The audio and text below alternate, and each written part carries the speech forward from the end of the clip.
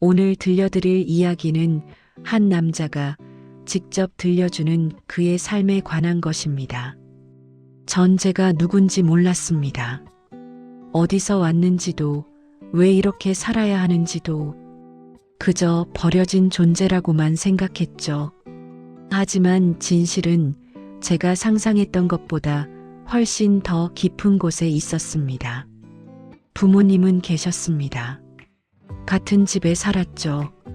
하지만 단 한 번도 보호받은 적이 없었습니다. 아버지는 늘 서재에 계셨고 어머니는 늘 외출 중이셨습니다. 생일에도 입학식에도 아팠을 때도 전 항상 혼자였습니다. 초등학교 때 한 번은 38도가 넘는 열이 났는데 집에 아무도 없었습니다. 혼자 약국 가서 해열제 달라고 했던 기억이 납니다. 약사님이 부모님은 어디 계시냐고 물었을 때 전 바쁘시대요라고 대답했습니다.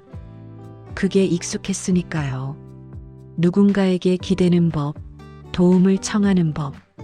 전 그런 걸 배운 적이 없었습니다. 고등학교 2학년 겨울이었습니다. 교실에서 혼자 남아 공부하고 있는데 누군가 문을 열었습니다. 아직도 있어? 집에 안 가? 라고 묻는 그녀의 목소리가 너무 따뜻했습니다. 누군가 제게 관심을 가져준다는 게 신기했죠. 그녀는 가난했습니다. 교복도 물려 입었고 도시락도 자주 거르곤 했습니다. 하지만 늘 밝았고 사람들에게 친절했습니다. 전 그녀에게 제 도시락을 나눠줬습니다. 어차피 혼자 먹는 거였으니까요. 그게 시작이었습니다. 그녀는 제게 처음으로 가족이라는 느낌을 줬습니다. 제 이야기를 들어줬고 제가 슬플 때 옆에 있어줬습니다. 너는 혼자가 아니야. 내가 있잖아. 그녀의 그 말이 제 인생 전부였습니다. 전 그녀가 제 전부였고 그녀도 저를 사랑한다고 믿었습니다. 아니, 믿고 싶었습니다. 대학에 들어가면서 그녀의 꿈은 점점 커졌습니다. 좋은 대학, 좋은 직장, 화려한 삶. 전 그녀의 꿈을 응원했습니다. 그녀가 학교에서 공부할 때 전 편의점, 주유소, 새벽 배송까지 3곳에서 일했습니다. 등록금도 생활비도 제가 댔습니다. 그녀 부모님이 아프셨을 때도 마찬가지였습니다. 병원비가 수백만 원씩 나왔지만 전 대출을 받아서라도 해결했습니다. 그게 사랑이라고 생각했으니까요. 제 미래는 생각해 본 적 없었습니다. 그녀만 행복하면 됐습니다. 그녀가 빛나는 모습을 보는 게 제 유일한 행복이었으니까요. 그녀는 졸업 후 좋은 회사에 취직했습니다. 정말 기뻤습니다. 드디어 그녀의 노력이 결실을 맺은 거니까요. 처음엔 괜찮았습니다. 바빠진 것뿐이라고 생각했죠. 하지만 점점 이상해졌습니다. 약속을 잡으면 오늘 회식이야. 내일 야근이야. 이번 주는 진짜 바빠. 한 달에 한두 번 만나는 게 고작이었습니다. 전화도 잘 안 받았습니다.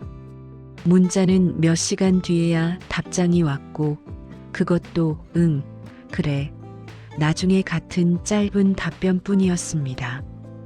그녀의 SNS를 봤습니다. 회사 사람들과 찍은 사진, 세미나 사진, 파티 사진. 그런데 전 없었습니다. 궁금해서 물었습니다. 우리 사진도 올리면 안 돼? 그녀는 이렇게 답했습니다. 회사 사람들이 다 보는 건데 좀 조심해야지. 너도 이해해줘. 이해했습니다. 아니, 이해하려고 노력했습니다. 그녀가 힘든 거라고, 적응하느라 바쁜 거라고. 2년 뒤 그녀는 승진했습니다. 팀장이 됐고 업계에서도 이름이 알려지기 시작했습니다. 언론 인터뷰도 했고 강연도 다녔습니다. 전 여전히 같은 자리였습니다. 아르바이트를 전전하고 빚을 갚느라 정신없었습니다. 그녀를 위해 쓴 돈들이었지만 후회는 없었습니다. 그런데 그녀는 점점 저를 멀리했습니다. 만나자고 하면 요즘 너무 바빠, 다음에라는 말만 반복했습니다. 그녀의 집에 찾아갔을 때 그녀는 화를 냈습니다. 왜 미리 연락도 안 하고 와? 나 지금 중요한 사람들 만나야 한다고. 다음에 연락할게. 전 그냥 돌아섰습니다. 미안하다고 바쁜 거 알면서 왔다고 사과했습니다. 어느 날 그녀에게 문자가 왔습니다. 토요일 오후 3시 카페에서 보자. 오랜만에 제대로 된 약속이었습니다. 설레는 마음으로 나갔습니다. 머리도 자르고 옷도 새로 샀습니다. 그녀를 위해 남겨둔 마지막 돈이었지만 기꺼이 썼습니다. 그런데 카페에 도착한 그녀의 표정이 싸늘했습니다. 그녀는 커피도 시키지 않고 바로 말했습니다. 우리 이제 그만 만나자. 솔직히 말할게. 난 이제 다른 세계에 있어. 너랑은 안 맞아. 전 믿을 수가 없었습니다. 무슨 말이야? 우리 8년을 함께 했잖아. 그녀는 차갑게 말했습니다. 그래, 8년. 그동안 고마웠어. 진짜로. 근데 이제는 서로 다른 길을 가야 할 때야. 너도 알잖아. 난 성공했고 넌 아직도 그 자리잖아. 충격에서 벗어나기도 전에 그녀는 더 잔인한 말들을 쏟아냈습니다. 그리고 솔직히 말할게. 사람들이 자꾸 물어봐. 남자친구 뭐 하냐고. 뭐라고 대답해? 아직도 아르바이트 전전한다고? 그럼 사람들이 나한테 동정의 눈빛을 보내더라. 그거 너무 싫어. 나 이제 성공 스토리가 필요해. 가난을 딛고 혼자 힘으로 일어선 여자. 그런 이미지. 근데 옆에 무능한 남자친구가 있으면 그게 다 망가져. 이해하지? 전 그저 멍하니 앉아 있었습니다. 이게 정말 제가 사랑했던 사람이 맞나 싶었습니다. 그게 끝이 아니었습니다. 일주일 뒤 회사에서 연락이 왔습니다. 제가 일하던 편의점에 그녀가 회사에 민원을 넣었다는 겁니다. 전 남자친구가 자신을 스토킹한다고 계속 연락하고 찾아온다고. 전부 거짓말이었습니다. 친구들에게도 똑같은 말을 퍼뜨렸습니다. 헤어지자니까 집착한다. 무서워서 경찰 신고할까 고민 중이라고. 사람들은 저를 피하기 시작했습니다. 제 말은 아무도 믿지 않았습니다. 그녀는 성공한 사람이었고 전 그저 아르바이트생이었으니까요. 그리고 한 달 뒤 결정타가 왔습니다. 제 명의로 보증을 섰던 그녀의 대출 3천만 원이 연체됐다는 통지를 받았습니다. 그녀는 번호를 바꿨고 집도 옮겼습니다. 그 돈은 제가 그녀 부모님 병원비로 빌려줬던 겁니다. 법적으로는 제가 보증인이었기 때문에 책임은 전부 저에게 왔습니다. 그녀에게 마지막으로 연락할 수 있었을 때 그녀는 이렇게 말했습니다. 내가 없었으면 여기까지 못 왔을 거야. 그건 인정해. 근데 이제 필요 없어. 이해해줘. 이게 현실이야. 그 순간 제 세계가 무너졌습니다. 신용불량자가 됐습니다. 연체된 대출 때문에 제 계좌는 묶였고 일자리도 구할 수 없었습니다. 친구들도 하나둘 연락을 끊었습니다. 그녀가 퍼뜨린 소문 때문이었죠. 그 사람 조심해. 헤어진 여자친구 스토킹한대. 부모님께 도움을 청했습니다. 처음이자 마지막으로 아버지는 서재 문도 열지 않고 말했습니다. 내가 저지른 일이니 내가 해결해라. 어머니는 전화로 이렇게 말했습니다. 우리한테 왜 폐를 끼치려고 그러니? 내가 알아서 살아. 집도 나왔습니다. 월세를 못 내서 쫓겨난 겁니다. 짐은 작은 가방 하나가 전부였습니다. 옷 몇 벌, 낡은 지갑, 그리고 그녀와 찍었던 사진 한 장. 찢어버리려고 했습니다. 하지만 못했습니다. 그게 제 인생 유일한 행복의 증거였으니까요. 고시원에 들어갔습니다. 하루 10,000원짜리 방. 누우면 팔을 뻗을 수도 없는 좁은 공간이었습니다. 편의점 폐기 도시락으로 끼니를 때우고 목욕탕을 전전하며 씻었습니다. 거울을 볼 때마다 물었습니다. 나는 왜 태어난 걸까? 아무도 저를 원하지 않았습니다. 부모도 사랑했던 사람도 친구들도 전 그저 방해물이었습니다. 어느 날 밤 한강 다리 위에 섰습니다. 난간을 잡고 아래를 내려다봤습니다. 여기서 뛰어내리면 편할까? 그런 생각이 들었습니다. 하지만 못했습니다. 죽을 용기조차 없는 비겁한 인간이었으니까요. 2월의 어느 추운 밤이었습니다. 고시원 관리비를 또 못 냈고 쫓겨났습니다. 갈 곳이 없었습니다. 지하철역에서 밤을 보내려 했지만 영무원에게 쫓겨났습니다. 길거리를 걷다가 그냥 쓰러졌습니다. 추위 때문인지 굶주림 때문인지 아니면 그냥 살고 싶지 않아서인지 의식이 흐려지기 전 마지막으로 생각했습니다. 이렇게 끝나는 거구나. 아무도 모르게, 아무도 슬퍼하지 않게. 눈을 떴을 때 천장이 보였습니다. 하얀 천장, 병원이었습니다. 옆에 낯선 노인이 앉아 계셨습니다. 70대쯤 되어 보였는데 정장을 말끔하게 차려입고 계셨습니다.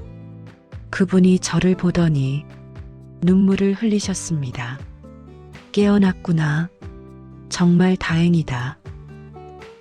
전 당황했습니다. 누구세요? 노인은 떨리는 목소리로 말했습니다. 나는 내 할아버지다. 할아버지? 전 부모님께 조부모님이 안 계신다고 들었습니다. 아니, 정확히는 아무 말도 들은 적이 없었습니다. 노인은 천천히 이야기하기 시작했습니다. 50년 전 나는 작은 무역회사를 경영하고 있었다. 전쟁 이후 맨손으로 시작해서 악착같이 일했지. 회사는 커졌고 돈도 많이 벌었다. 그러면서 나는 교만해졌다. 내가 이루어낸 것들이 자랑스러웠고 내 방식이 옳다고 믿었지. 내 아버지가 대학을 졸업할 때였다. 나는 이미 그의 미래를 다 계획해뒀었다. 회사를 물려받고 내가 정해준 가문의 딸과 결혼하고 내 뜻대로 살아가는 것. 하지만 내 아버지는 달랐다. 어느 날 내 아버지가 여자를 데려왔다. 내 어머니였지. 평범한 집안의 딸이었다. 아버지는 공장 노동자였고 어머니는 식당에서 일했다. 학벌도 재산도 내가 원하는 조건이 하나도 없었다. 나는 단호하게 말했다. 그 여자와 헤어져라. 내게는 더 나은 미래가 있다. 하지만 내 아버지는 고개를 저었다. 아버지, 전 그녀를 사랑합니다. 그녀 없이는 살 수 없습니다. 나는 화가 났다. 사랑? 사랑으로 밥 먹고 사냐? 현실을 봐라. 내 아버지는 말했다. 아버지는 평생 돈만 보고 사셨잖아요. 전 그렇게 살고 싶지 않습니다. 그 말에 나는 폭발했다. 그래, 돈만 봤다. 그 돈으로 널 먹이고 입히고 공부시켰다. 내가 지금 그렇게 당당하게 말할 수 있는 것도 내 돈 덕분이다. 그 여자와 헤어지지 않으면 넌 더 이상 내 아들이 아니다. 한 푼도 주지 않을 거다. 집에서도 쫓아낼 거다. 내 아버지는 조용히 고개를 들었다. 알겠습니다. 그럼 전 아버지의 아들이 아니겠네요. 그렇게 내 아버지는 집을 나갔다. 한 푼의 돈도 단 하나의 짐도 가져가지 않고 나는 그게 일시적인 반항이라고 생각했다. 며칠 고생하면 돌아올 거라고. 하지만 돌아오지 않았다. 1년이 지났다. 나는 사람을 시켜 내 아버지를 찾았다. 그는 작은 동네에서 공장 일을 하고 있었다. 내 어머니와 결혼해서 좁은 월세방에서 살고 있었지. 사람을 보내 돈을 주려고 했다. 하지만 내 아버지는 거절했다. 아버지께 전해주세요. 전 제 힘으로 살겠다고. 더 이상 찾지 말아달라고. 그리고 내가 태어났다는 소식을 들었다. 나는 다시 사람을 보냈다. 이번엔 손자를 보고 싶다고, 화해하고 싶다고. 하지만 내 어머니가 거절했다. 아버님께서는 우리를 인정하지 않으셨어요. 이제 와서 손자가 보고 싶다는 건 이기적인 거예요. 우리 아이는 그렇게 자라지 않을 겁니다. 나는 화가 났다. 감히 며느리 주제에. 더 강하게 나갔다. 법적으로 손자를 데려오려고까지 했다. 그러자 내 어머니는 아이를 숨겼다. 호적에서 지우고 흔적을 모두 지워버렸다. 그리고 얼마 뒤 내 어머니가 교통사고로 세상을 떠났다는 소식을 들었다. 내 아버지도 그로부터 2년 뒤 과로로 쓰러져 돌아가셨다. 나는 그제야 손자를 찾으려 했다. 하지만 너는 이미 사라진 뒤였다. 고아원, 입양 기록, 병원 기록, 모든 걸 뒤졌지만 찾을 수 없었다. 내 어머니가 마지막 힘을 다해 너를 숨긴 거였다. 나한테서 그렇게 50년이 흘렀다. 나는 매일 후회했다. 내가 조금만 더 유연했다면, 내가 사랑보다 체면을 택하지 않았다면, 내 아들도 며느리도 그리고 손자도 잃지 않았을 텐데. 회사는 커졌다. 돈도 명예도 얻었다. 하지만 가족은 없었다. 나는 텅 빈 집에서 혼자 늙어갔다. 할아버지의 이야기를 듣고 전 아무 말도 할 수 없었습니다. 내가 병원에 실려왔을 때 담당 의사가 내 혈액형과 DNA를 검사했다. 신원 확인이 안 되는 환자였으니까. 그런데 그 기록이 50년 전 내가 전국 병원에 요청해뒀던 DNA 데이터베이스와 매칭된 거다. 나는 믿을 수가 없었다.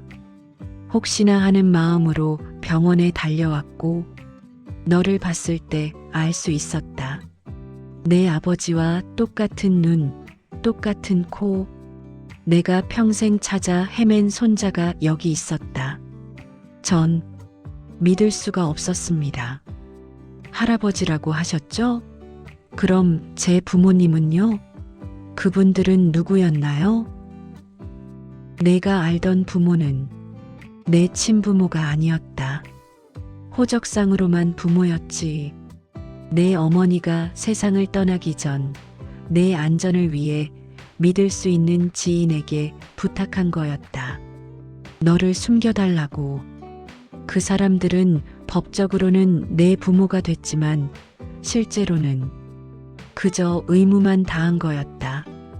그래서 넌 사랑받지 못했던 거다. 그들에게 넌 책임일 뿐이었으니까. 그 말을 듣는 순간 모든 게 이해됐습니다. 왜 그들이 저를 사랑하지 않았는지, 왜 저를 남처럼 대했는지, 전 그들의 아들이 아니었던 겁니다. 처음부터 울음이 터져 나왔습니다. 분노가 슬픔이, 허무함이 한꺼번에 밀려왔습니다. 그럼 제 인생은 뭐였나요? 전 왜 이렇게 살아야 했나요? 할아버지도 울고 계셨습니다. 다 내 잘못이다. 내가 고집을 부리지 않았다면, 내가 사랑보다 체면을 택하지 않았다면, 내 아버지도, 내 어머니도, 그리고 너도 이렇게 고통받지 않았을 텐데. 나는 정말 나쁜 아버지였고, 더 나쁜 할아버지였다. 할아버지는 병상 옆에 무릎을 꿇으셨습니다. 나는 내게 용서를 구할 자격도 없다. 하지만 부디 이 늙은이에게 기회를 줘라. 내가 내 인생을 다 보상할 수는 없다. 내가 받았던 고통을 돌려줄 수도 없다. 하지만 지금부터라도 내가 내 곁에 있겠다. 내가 더 이상 혼자가 아니라는 걸 보여주겠다. 제발 이 할아비를 용서해다오. 전 할아버지를 봤습니다. 70대의 노인이 무릎을 꿇고 눈물을 흘리는 모습을 분노해야 했습니다. 왜 이제 와서? 왜 진작 찾지 않았어? 라고 소리쳐야 했습니다. 하지만 할 수 없었습니다. 이 사람도 고통받았구나. 50년 동안 후회하며 살았구나. 그리고 전 깨달았습니다. 이 사람도 저처럼 버려진 사람이라는 것을.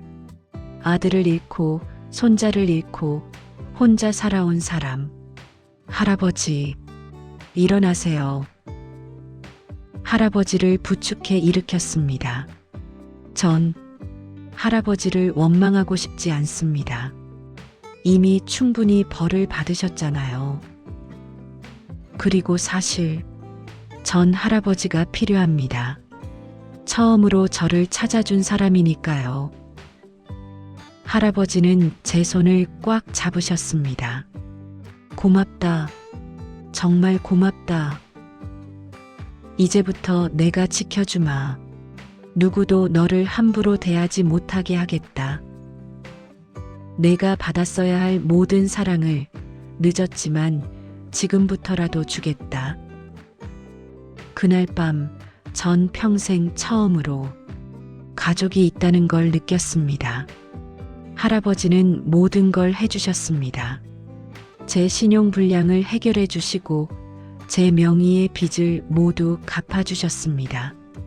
그리고 제게 새로운 이름을 주셨습니다. 할아버지의 성을 따라 제 아버지의 이름 한 글자를 넣어서 이제부터 넌 우리 가문의 정식 후계자다.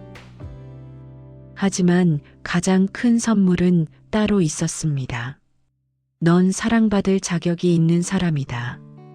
할아버지가 매일 해주신 그 말이었습니다. 할아버지는 법률팀을 꾸리셨습니다.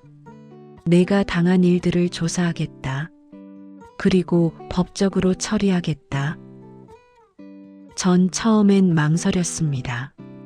그냥 잊고 살면 안 될까요? 하지만 할아버지는 단호하게 말씀하셨습니다. 아니다. 이건 용서의 문제가 아니다. 정의의 문제다. 그 여자는 너를 의도적으로 파괴했다. 그건 범죄다. 조사 결과는 충격적이었습니다.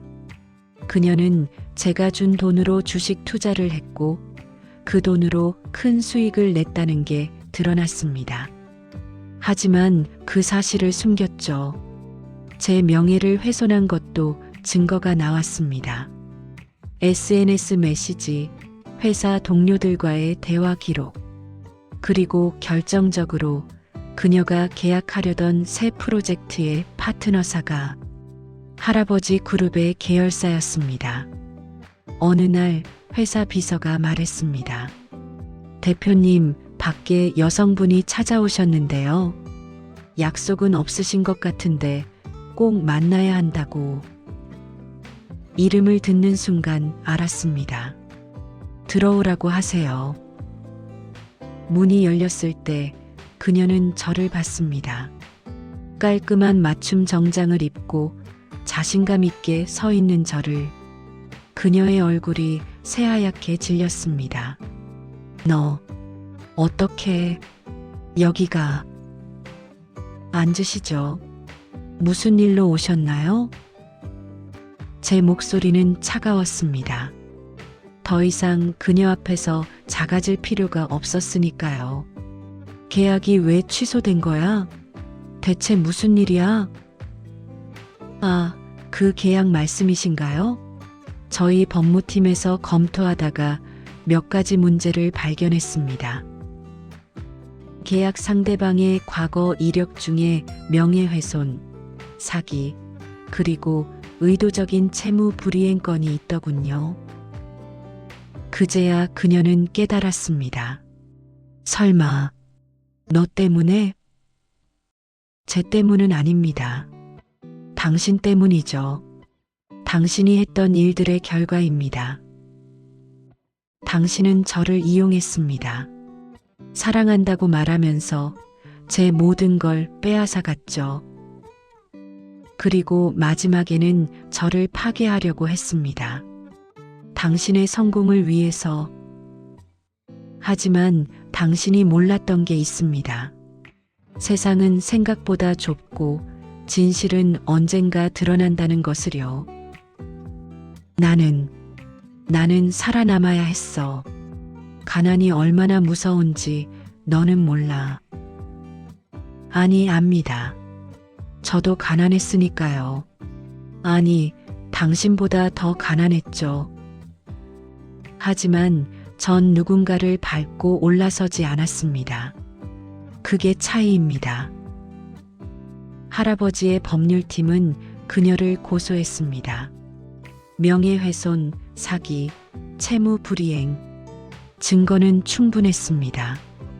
그녀의 회사 경력도 조사됐고 부정한 방법으로 올라간 부분들이 드러났습니다. 그녀가 쌓아 올린 성공의 탑은 한순간에 무너졌습니다. 사람들은 제게 물었습니다. 복수해서 기분이 좋으냐고. 전 고개를 저었습니다. 이건 복수가 아닙니다. 그녀는 스스로 자초한 겁니다. 제가 한 건 그저 진실을 드러낸 것뿐입니다. 할아버지와 함께 사는 집은 따뜻했습니다. 매일 아침 함께 식사를 하고 저녁에는 차를 마시며 이야기를 나눴습니다. 할아버지는 제게 회사 일을 가르쳐 주셨고 전 천천히 배워갔습니다. 무엇보다 중요한 건 전 더 이상 혼자가 아니었습니다. 50년을 후회하며 살았다. 하지만 이제는 평화롭다. 내가 내 곁에 있으니까. 이게 내가 받은 마지막 기회라는 걸 안다. 매일 감사하다. 내가 죽기 전에 너를 찾을 수 있어서. 전 많은 걸 배웠습니다. 사랑은 희생이 아니라는 것.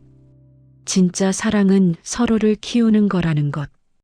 그리고 혈육이라는 게 단순히 피로 이어진 게 아니라 진심으로 서로를 아끼는 마음이라는 것. 할아버지는 50년 늦게 만났지만 진짜 가족이 되어주셨습니다. 제 이야기를 듣는 분들께 말하고 싶습니다. 당신이 지금 어둠 속에 있다면 포기하지 마세요. 저도 모든 걸 잃었고 죽고 싶었습니다. 하지만 삶은 예상치 못한 순간에 기적을 줍니다. 그리고 당신 곁에 누군가가 있다면 그 사람을 소중히 여기세요. 사랑은 이용하는 게 아니라 함께 성장하는 겁니다. 내가 젊었을 때는 몰랐다. 성공이 뭔지, 행복이 뭔지. 하지만 이제 안다.